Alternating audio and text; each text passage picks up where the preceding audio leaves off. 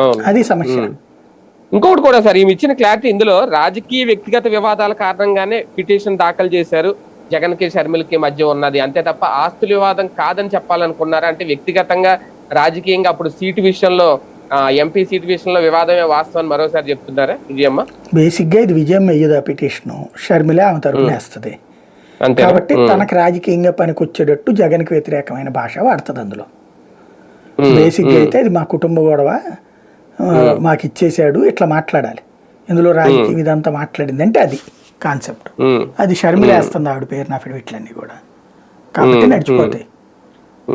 Overall గా ఈ అంశంలో సార్ నేను ఒకటి గమనించాను, అంటే ఎక్కువ ఇటువంటివన్నీ ఎక్కువ ముందు మనకి ఆంధ్రజ్యోతిలో వస్తాయి. లాస్ట్ టైం కూడా అందులో టీడీపీ వెబ్సైట్ లో ఫస్ట్ వస్తే అప్పుడు మీరు రేట్ చేశారు వీళ్ళకి ఎలా వచ్చింది ఈ పాయింట్ అని.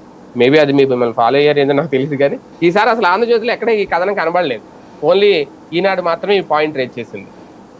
అంటే వీళ్ళు మొత్తం ఒక సిస్టమ్ అండి.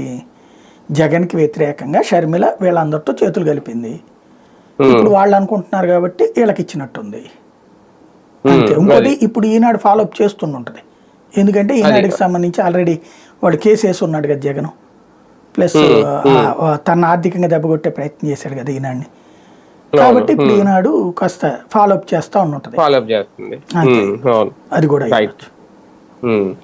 చూద్దాం మొత్తానికి.